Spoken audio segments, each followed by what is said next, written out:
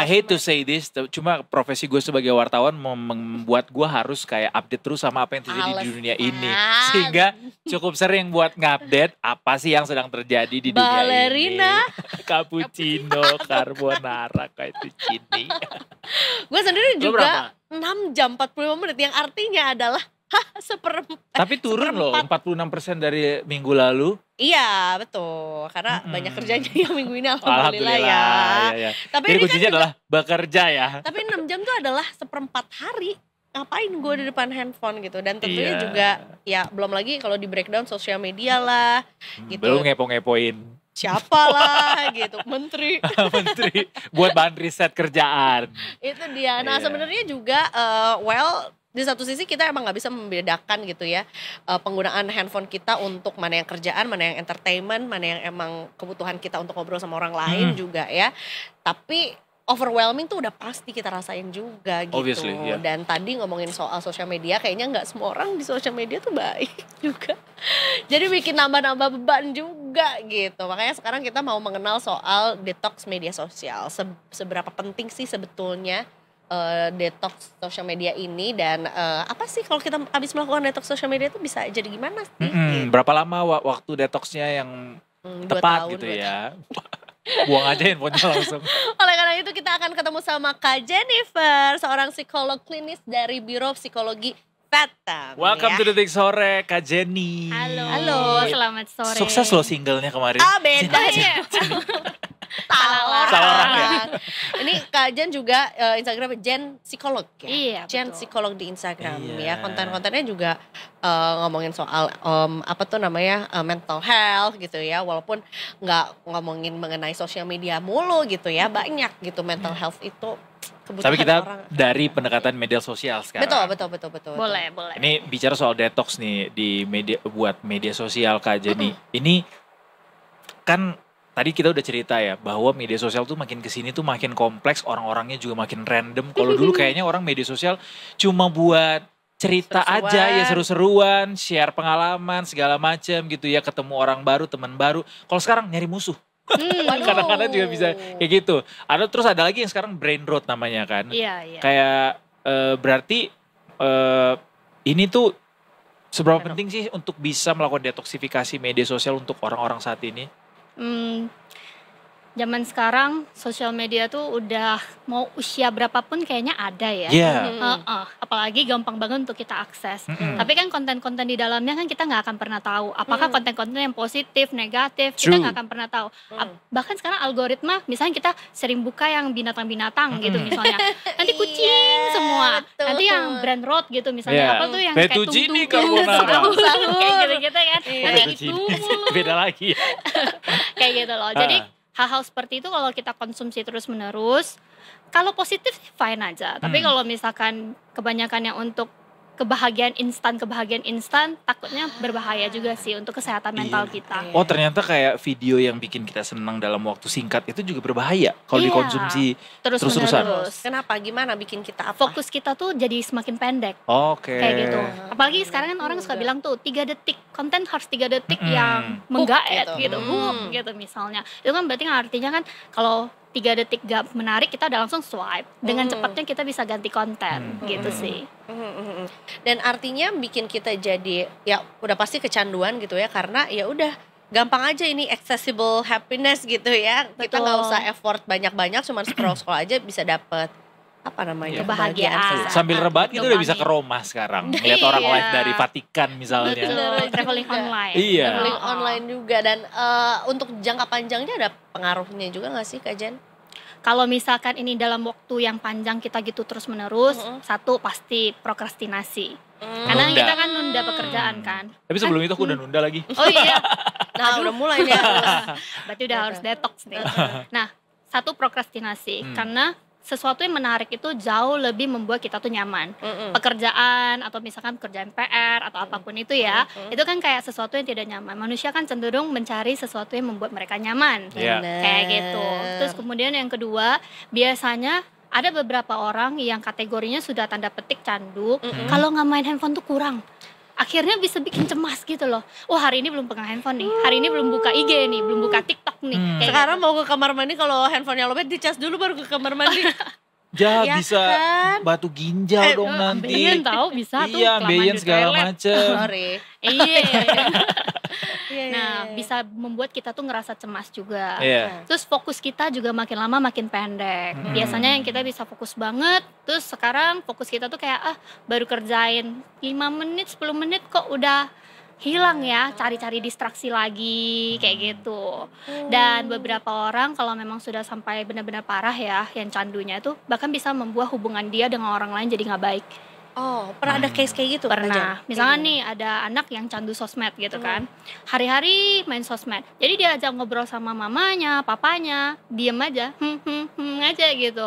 Oh. Tapi kan lama-lama kan namanya orang tua mungkin jadinya kayak apaan nih anak Eh. kayak gitu loh. Hmm. Terus akhirnya malah jadi berantem kayak gitu. Even sama pasangan juga loh. Iya. Iya. Ada batas nggak? Batas tertentu limitnya kayak kalau udah kayak gini berarti lo stop main sosial media Iya. sekarang. Apa yang bisa jadi alarmnya buat kita? Patokannya ya. Kalau misalkan aspek hidup kita yang lain mulai terganggu. Seperti misalnya kita punya tanggung jawab untuk sekolah, belajar. Nah, nilai-nilai pelajaran kita udah mulai menurun nih, itu satu. Kalau misalnya kita bekerja, kita jadi nggak bisa fokus kerja nih, akhirnya terbengkalai Kerjaannya nggak pekerjaan-pekerjaannya. selesai. Betul, padahal. Terus kemudian yang kedua, hubungan dengan diri sendiri juga jadi nggak baik. Karena kita jadi, kalau misalnya nggak ada handphone tuh rasanya kita nggak nyaman sama diri kita sendiri. Gelisah. Iya, jadinya gelisah kan. Padahal sebenarnya walaupun kita nggak ngapa-ngapain, sometimes bengong itu baik. Bengong itu bikin kita lebih kreatif juga kan sebenarnya. Tapi ketika sekarang kita dengan mudahnya mendapatkan kebahagiaan instan tuh, jadinya kita tuh mau craving dengan kebahagiaan instan itu.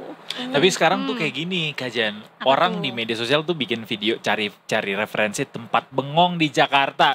Udah dia masuk ke tempat bengong itu, tetap buka media sosial. Padahal Iya. harusnya udah bengong aja di situ ya. Iya, be mindful aja Iya, kan be mindful sebenarnya. aja ya. Kayak Mindful, demure, sama apa sih tadi? Hey. Very cute sih. Cute sih.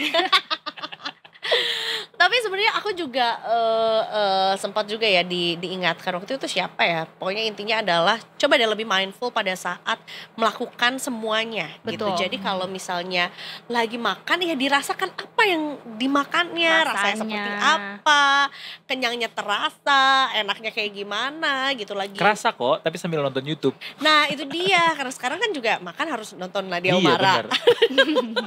Biar pinter. Terus belum Tapi iya lagi lagi. beraktivitas lainnya juga.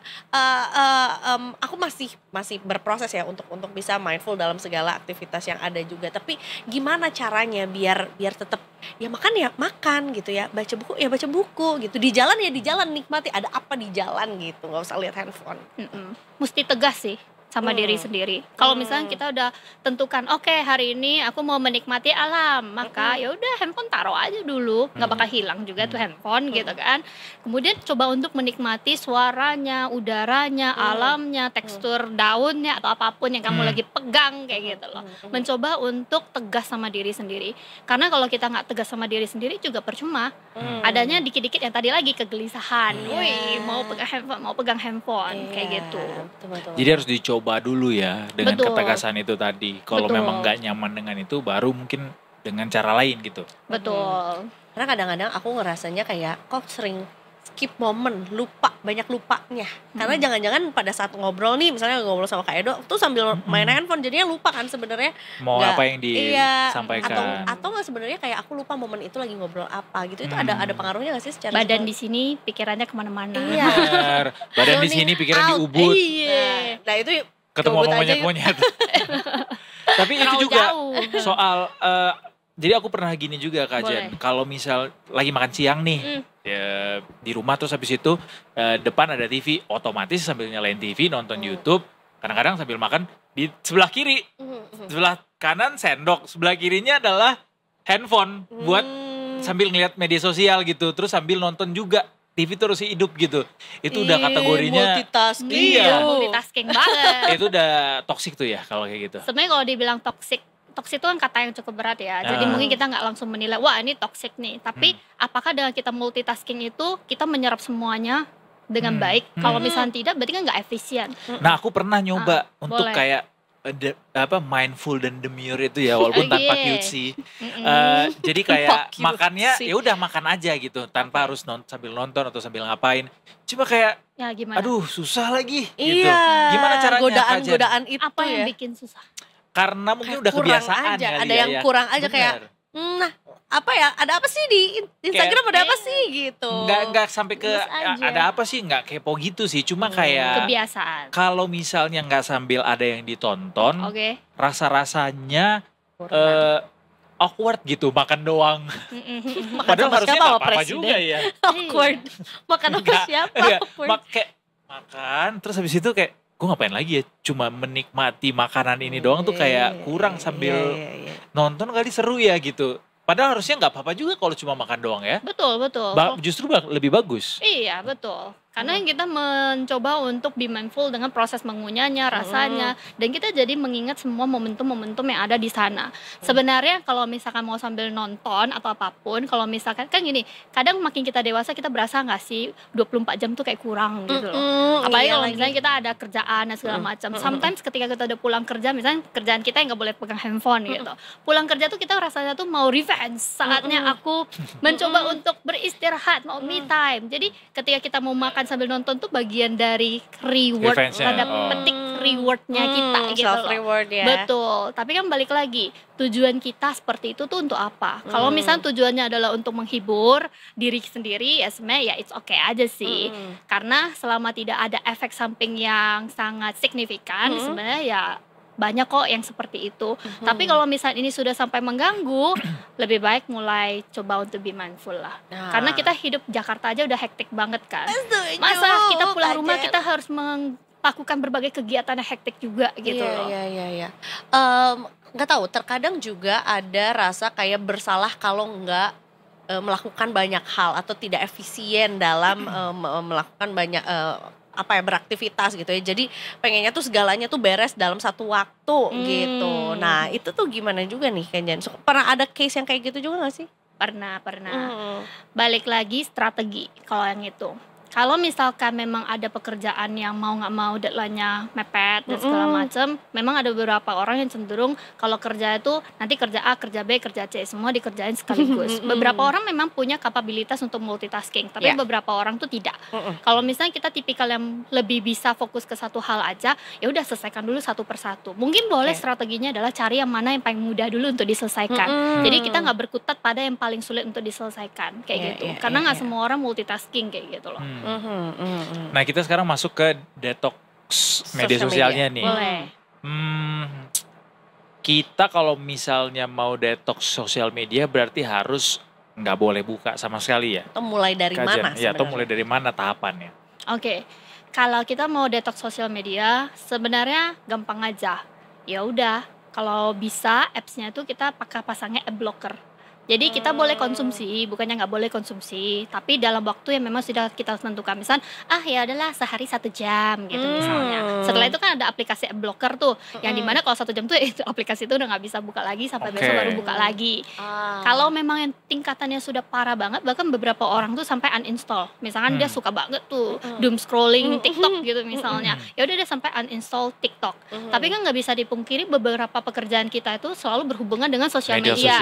Iya lagi. Misalnya kita content creator kayak kamu tadi kan cari-cari berita apa yang mau ditayangin kayak gitu kan, banyak referensi-referensi itu ya sebenarnya dari sosial media. Jadi kalau misalnya kita bisa menggunakan dengan bijak itu sebenarnya baik untuk kita kayak gitu loh. Tapi ya balik lagi, kapabilitas kita bisa menampung itu semua seberapa banyak, dan durasi waktu yang kita mau tentukan itu seberapa panjang. Itu yang harus kita tentukan dari awal. Nah, kalau memang pekerjaan kita tidak berhubungan dengan sosial media, sebenarnya detox aja.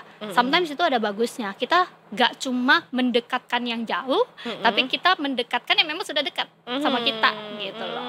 Jadi ya udah waktunya bersama dengan teman-teman kantor yang ngobrol lah sambil ya tapi kalau kamu lagi Slack apa sih Kak? Lempar. Gue mau bilang ini tadi, Kak, di kantor itu di ruangan kerja gitu ya, di cubicle kan orang punya cubicle masing-masing. Terus kayak pas jam makan siang kadang kan ada bagian, ada grup yang makannya bareng tuh di luar misalnya, tapi ada juga yang tetap memilih untuk tetap di meja kerja sambil makan di situ. Nah, ketika makannya di meja kerja, most of them atau most of us itu akan makan sambil nonton YouTube kah atau apakah, atau sambil dengerin lagu kah atau apa. Yang pasti multitasking, gak cuma makan doang. Dan kayaknya solusinya, nggak tahu ini benar apa enggak Kak Ajan, adalah makan bareng. Kalau makan bareng itu kegiatan lain tidak akan dilakukan. Bener. Karena yang dilakukan multitaskingnya adalah sambil gosip. Iya, itu dia. Sambil ngobrol. Coba sambil tumpengan juga. Wah, itu udah mahal pasti juga ya mindful. makan siangnya ya sambil Mindful juga. Mungkin ada alternatifnya nggak Kak Jan selama kita puasa sosial media gitu ya, untuk bisa nggak tahu menyalurkan si energi pengen buka sosmed itu kemana gitu. Nah, kadang salahnya Main orang padel. lagi detox sosmed adalah mereka itu tidak punya aktivitas-aktivitas untuk nge-replace, untuk menggantikan scrollingnya, kayak Betul. gitu loh. Nah, sebenarnya kalau untuk aktivitasnya ini terserah dari setiap orang, karena nggak mungkin aku suruh orang olahraga kalau misalnya ternyata dia nggak seinteres itu sama Iya. olahraga, atau aku suruh dia untuk melukis tapi dia nggak seinteres itu sama dunia seni, kayak gitu loh. Nah, untuk aktivitas-aktivitas itu depends lagi sama setiap orang. Kalian itu harus tahu diri kalian tuh sukanya apa. Kalian mau gantiinnya tuh dengan sesuatu yang seperti apa. Bukan hanya mendistraksi, enggak. Tapi sesuatu yang mungkin bisa menanamkan sebuah value untuk diri kita, kayak gitu sih. Oh, itu dia kata kuncinya, meningkatin value untuk diri Iya, sendiri betul, juga. betul. memantaskan diri Wah, Widih. untuk siapa? Iya benar, untuk diri sendiri. Iya, Boleh. meningkatkan value Iya, untuk benar. diri kita juga gitu. Apa yang contoh kasus suksesnya dari yang sudah bercerita sama Kajen juga setelah detox social media, mungkin biar kita semangat juga gitu. Iya, kayak yang dari tadinya begini terus jadi begini. Ada nggak success story-nya Kak? Ada satu. Mungkin aku nggak akan sebut nama ya, karena kan Iya. confidential. Gak boleh ya, guys. jangan paksa kita ya. Betul. Tapi WhatsApp aja Kajen. Aduh, sama aja. Gitu. Nah, jadi ini ada salah satu influencer lah ya, bisa dibilang Oh. seperti itu. Wow. Jadi dunia dia tuh memang dunia sosmed. Jadi ya pekerjaannya dari sana, Obviously, ya. ada earning money-nya juga dari sana. Jadi otomatis kan mau nggak mau kan harus sering Benar. banget untuk update. Wah, sekarang ngetren apa nih? Harus ngikut apa nih? Karena kan tren tuh cepet banget untuk Iya. ganti-ganti, dan sometimes Betul. itu sangat stressful kayak Iya. gitu loh. Kita baru bikin konten ini, tiba-tiba udah ada Baru viral lagi yang lagi. baru kayak gitu. True. Dan untuk kayak take video dan segala macam itu kan semua butuh waktu. Kayak berasa itu hari-hari dikejar-kejar aja gitu. Dan akhirnya membuat dia itu, kalau misalkan dia udah bikin konten dan likes-nya dikit, wah itu biasa tuh, likes-nya dikit, Komentarnya view-nya macem-macem. dikit, komentarnya Betul. mungkin banyak yang Iya. negatif gitu. Wah itu udah bikin stres banget dan sampai cemas lah. Cemasnya itu benar-benar cemas yang nggak bisa tidur. Bisa tapi nggak bisa Apalagi tidur. kalau tipikal orangnya komentar atau notification terus dilihat gitu Iya ya. betul, ting Iya, ting ting benar. ting ting kan. Iya. Kalau misalnya nggak ting ting ting, waduh gagal nih kontennya gitu loh misalnya. Kurang nih engagementnya. Betul, turun nih engagementnya. rate-nya. Karena kan kadang kan hal-hal seperti itu kan mereka butuh untuk nanti propose ke Iya, brand klien atau dan apapun segala itulah. macam. Nah, hal-hal seperti itu membuat dia itu jadi tidak bisa, awalnya dia enjoy untuk konten, lama-lama dia jadi tidak enjoy untuk konten karena berasanya tuh dikejar, entah apa yang kejar dia kayak gitu loh. Oke. Dan ujung-ujungnya adalah aku saranin untuk coba deh kali ini untuk detox sosmed kayak gitu loh.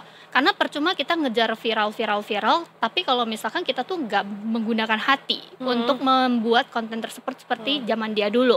Zaman dia dulu bisa viral naik, kenapa? Karena dia pakai hati bikinnya. Dia benar-benar pikirin dengan matang, bukan cuma ikut-ikutan kayak gitu loh. Akhirnya dia memutuskan untuk detox. Dan cara dia detox adalah benar-benar dia hilang dulu. Nah, tapi pada saat hilang tuh kan engagement kita pasti drop. turun. Memang itu akan sangat stressful, tapi efek di dia adalah dia menjadi lebih kreatif. Karena dia punya banyak waktu untuk diri sendiri, banyak waktu untuk orang-orang terdekat dia, dan dia banyak dapat inspirasi dari berbagai hal. Akhirnya malah dia jadi nge-create trennya kayak gitu loh. Jadi kadang detox sosial media itu bisa membuat kita tuh juga jauh lebih kreatif kayak gitu loh. Nah, kalau dia detox sosial media ada benar-benar hapus, kemudian dia isi dengan aktivitas kayak dia ikut komunitas, misalnya apa sih yang dia akhir-akhir ini sering kehilangan atau yang dulu dia pernah lakukan akhirnya dia nggak pernah lakukan lagi karena hektik sama hidupnya. Baik. Akhirnya dia coba untuk lakukan lagi kayak gitu. Tapi untuk orang-orang yang mungkin bukan di dunia itu, detox sosial media yang bisa kita lakukan adalah Satu yang tadi hapus sosmed kalau misalnya ini yang udah kategori parah banget, atau sekedar untuk tegas sama diri sendiri, ya udahlah nggak usah buka apps-nya, batasin aja waktunya, durasinya. Kemudian yang ketiga adalah cari pengganti aktivitas untuk ngegantiin yang scrolling itu kayak gitu. Ya, doom scrolling itu. Betul. Biar energinya tetap terkeluarkan ya, tersalurkan gitu kan ya. Kadang-kadang udah diganti nih aktivitas scrolling misalnya dengan olahraga. Aktivitas olahraganya diupload lagi ke media sosial dan ngeliat lagi, it's a vicious cycle somehow. Iya sih, tapi seenggaknya kan misalnya nih ada waktu 2 jam, biasanya 2 jamnya dipakai scrolling social media. Mending ini 1,5 jam olahraga, 1,5 jamnya social media. At least progress ya. Betul, lumayan kan ada aktivitas little step juga stuck kan sebenarnya. Dan lagian juga terlalu mendalami sosial media kadang juga nggak ada baiknya sih. Karena kita comparing diri kita sama orang lain. Santai aja, Bill Gates juga nggak tiap hari di-update. Belum tentu dia yang update juga. Update tahu. Mark Zuckerberg. Itulah perbedaan kantong kita sama kantong mereka ya. Oke. Kita tuh nggak berlomba sama siapa-siapa ya Kak Jen ya, tapi berlomba sama diri kita sendiri ya. Nanti merasanya never enough. Iya. Nyanyi dulu dong Kak Jen, never enough. Jangan. Almost. Berarti Kak Jen tentunya juga, ini satu lagi deh. Kapan bukan waktu yang tepat ya, tapi kapan sebetulnya untuk bisa mendeteksi diri sendiri ketika butuh bantuan? Karena sekarang ngomongin soal mental health udah nggak tabu lagi. Semua orang bisa sharing di sosial media juga. Semua orang bisa maksudnya bisa. Nah, yang salahnya adalah kalau misalnya self diagnose dan segala macam gitu. Kapan sih sebetulnya momen yang paling pas untuk this is time for seeking for help, terutama juga sama ya psikolog klinis gitu. Sebenarnya kalau mau ke psikolog klinis nggak harus tunggu ada masalah sih. Even kita lagi tidak ada masalah, kita hanya mau bercerita kayak update kehidupan kita juga nggak masalah. Kayak gitu. Jadi nggak selalu harus kayak aku ada gejala ini maka aku baru ke psikolog klinis. Nggak, sometimes orang datang ke aku pun sekedar pengen cerita-cerita aja. Dia nggak butuh solusi bahkan. Dia cuma butuh untuk seseorang mendengarkan dia kayak gitu loh. Jadi nggak masalah, nggak harus menunggu parah baru ke psikolog gitu, enggak. Tapi kalau misalkan dikaitkan dengan detox sosial media, kecanduan sosial media, kalau misalkan ini sudah membuat kamu kehilangan dirimu, membuat kamu jadi nge-compare dirimu sama orang lain terus, yang bikin self esteemmu jadi menurun, terus kemudian kamu jadi prokrastinasi, kerjaanmu nggak kelar-kelar, nggak beres-beres, atau bahkan sampai cemas yang sampai ke arah fisik kalau misalnya nggak scrolling tuh deg-degan kayak gitu, wah ada yang kurang dan segala macam, bahkan sampai mempengaruhi relasi kamu dengan orang lain, maka aku sarankan cari tenaga profesional. Itu dia. Tapi juga mungkin orang karena ini baru, sesuatu yang baru gitu ya, walaupun saat ini udah mulai meningkat lagi awareness-nya, kadang-kadang mikir psikolog mahal nih. How do you respond that? Dapat sekolah itu susah. Iya betul. Ya kan, How do you respond that? saja bisa. Apalagi sekarang ada AI ya. Betul, tinggal lihat ChatGPT itu dia. Tinggal cek aja sama ChatGPT. Nah, ini isu yang cukup menarik ya, karena kan adanya AI ini kan lumayan banyak yang membuat orang khawatir nge-replace dengan pekerjaan. Salah satunya tuh psikolog memang. Tapi jadi ada beberapa orang lah ya, bukan beberapa, cukup banyak orang sih. Kemarin aku udah lihat cukup banyak orang bilang, enakan lah sama ChatGPT kayak gitu. Soalnya kalau ChatGPT dia langsung validasi emosi, bla bla bla. Nah, memang kalau misalkan untuk psikolog sendiri, kalau dari range harga tuh bervariasi. Bahkan ada BPJS, maksudnya bisa ke puskesmas untuk BPJS gitu loh. Nah, jadi carilah sesuai dengan kapabilitas kita kayak gitu. Dan sekarang tuh juga ada sistem online. Jadi kalau online tuh biasanya akan jauh lebih murah daripada yang offline. Jadi sesuaikan sama kapabilitas masing-masing aja kalau untuk segi harga. Tapi kalau misalkan dibandingkan dengan AI dan segala macam, ini opiniku ya, belum tentu valid. Tapi menurutku gini, aku setuju banget. Kalau misalkan sebagai first aid, kalau kita lagi nggak mau curhat nih, tapi kan psikolog nggak selalu standby ya. Jadi boleh banget untuk cerita dulu, buang dulu semua ke AI, ngobrol sama ChatGPT nggak apa-apa, karena ChatGPT itu nggak cuma ChatGPT lah, AI apapun, cenderung lebih memvalidasi apa yang kita rasakan. Tapi fungsi psikolog itu tidak akan bisa sepenuhnya diganti oleh AI. Kenapa? Karena psikolog tuh gak selalu memvalidasi. Kita mencoba untuk nge-challenge cara berpikir, men-challenge emosi kita, membuat kamu berada dalam ketidaknyamanan dan membuat kamu membuka pikiranmu tentang ketidaknyamanan itu. Dan hal-hal itu mungkin aku nggak tahu kedepannya teknologi akan secanggih apa. Tapi kalau untuk saat ini sih belum bisa kayak gitu loh. Let's see nanti kedepannya seperti apa. Jadi kalau misalnya dibilang menggantikan AI, it's a very different side, iya, itu sangat berbeda sih. Karena manusia itu kompleks dan tidak semudah dengan validasi kasus selesai kayak gitu.